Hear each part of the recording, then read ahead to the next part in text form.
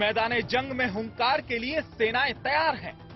रण क्षेत्र में जाबाजी से पहले अपना दमखम दिखाने का ये खास मौका है। आपस में तालमेल और सहयोग से जंग जीतने के गुर सीखने का ये नायाब अवसर है। ये तस्वीर भारत और जापान की सेनाओं के संयुक्त धर्म गार्जियन अभ्यास की है, जहां भारत और जापान की सेनाओं के जवान आमने सामने हैं, लेकिन लड़ने के लिए नहीं, बल्कि ये तो एक दूसरे के कंधे से कंधा मिलाकर युद्ध की रणनीतियां साझा कर रहे हैं। भारत और जापान का यह धार्मिक गार्जियन अभ्यास इन दिनों जापान के शिगा प्रांत के कैंप इमाजू में चल रहा है। इस दौरान दोनों सेनाओं के जवान एक दूसरे से मैदानी जंग के दांव पेच सीखने और साझा करने में जुटे हैं। भारतीय सेना की गढ़वाल राइफल्स रेजिमेंट और Japan ground self defence force JJSDF की इन्फेंट्री रेजिमेंट इस संयुक्त प्रशिक्षण अभ्यास में भाग ले रही है। रेत के समंदर में नौसेना की महिला अधिकारियों की हुंकार। नौसेना की 8 महिला ऑफिसर 12 दिन तक 2300 किलोमीटर की कार रैली के दौरान दिल्ली से जैसलमेर पहुंची। जैसलमेर पहुंचने पर इनका जोरदार स्वागत किया गया। भारतीय सेना, वायुसेना और BSF ने इनके आने पर अपने शौर्य और साहस का भी प्रदर्शन किया। हमारी मेन मकसद है कि सारे हम जो भी डिजर्विंग और नीडी ऑर्गेनाइजेशंस है, जहाँ पे भी हम थोड़े से भी मदद कर सके, हम जाके हेल्प करें, हम जाके सबसे मिले। जैसलमेर विजिट में इन नेवी ऑफिसर्स ने भारत पाकिस्तान के 1971 के युद्ध के लिए फेमस लोंगेवाला बैटल ग्राउंड में जाकर शहीदों को श्रद्धा सुमन अर्पित किए। इनकी अखिल महिला कार रैली बीकानेर, जैसलमेर, लोंगेवाला, जोधपुर, उदयपुर से होते हुए वापस दिल्ली पहुंचेगी। ये रैली 14 से 25 फरवरी तक 12 दिनों में 2300 किलोमीटर की दूरी तय करेगी। नौसेना की ये 8 महिलाएं वुमेन एम्पावरमेंट का प्रतीक तो है ही, ये राष्ट्र एकता की अलख भी जगा रही है।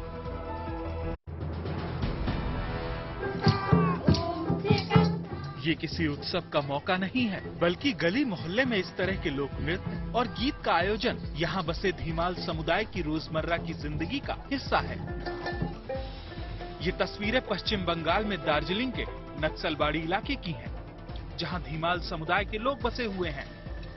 बताया जाता है कि इस घुमतू समुदाय के लोग असम से होकर 1000 साल पहले यहाँ आए और बस गए। समाज में इनकी पहचान पिछड़े और वंचित तबके के रूप में है।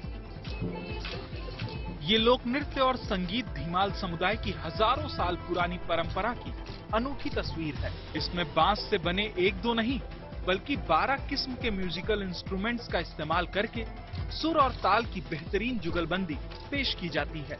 दावा किया जा रहा है कि ये समुदाय विलुप्त होने की कगार पर है, लिहाजा इन्हें अब शेड्यूल्ड ट्राइब घोषित करने की मांग की जा रही है, ताकि इन्हें सरकारी योजनाओं और सुविधाओं का फायदा मिले।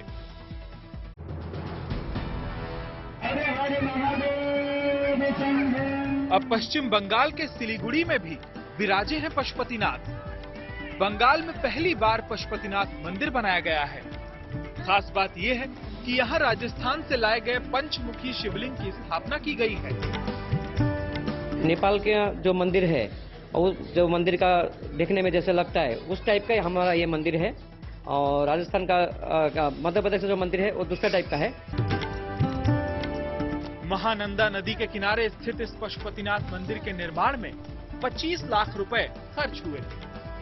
मंदिर के निर्माण से जुड़े लोगों का कहना है कि काठमांडू के पशुपतिनाथ मंदिर में पूजा के विधि विधान का ही पालन यहाँ भी किया जाएगा। महाशिवरात्रि के मौके पर इस मंदिर में भक्तों ने पूजा अर्चना का शुभारंभ किया। इस मौके पर हजारों श्रद्धालुओं ने यहाँ 108 कलश यात्रा भी निकाली। यहाँ 7 दिन के लिए शिव महापुराण के पाठ का भी आयोजन किया गया है।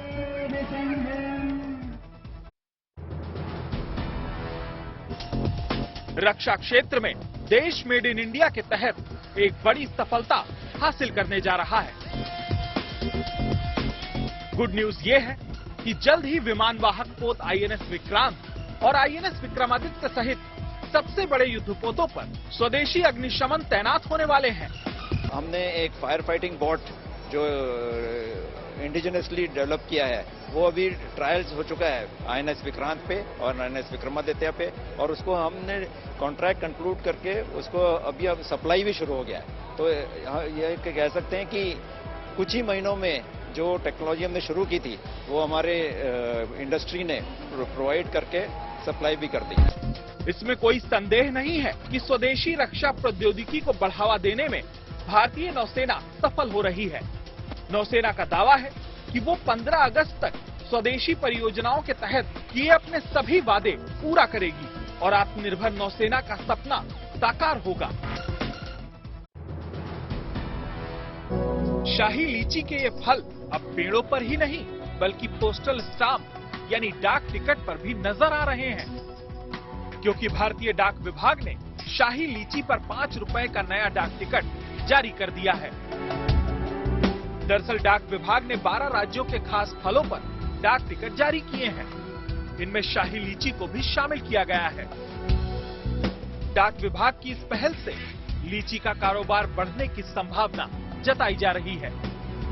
पहला अवसर है कि शाही लीची पर डाक टिकट निकला है, 5 रुपए का है। जहां कहीं भी कोई भी फिलाटेलिस्ट दुनिया के किसी भी देश में अगर फलों पर कलेक्शन करेगा तो शाही लीची वो जरूर कलेक्शन करेगा, उसका डिस्प्ले करेगा। इससे लीची का, शाही लीची का फेस वैल्यू बढ़ा है।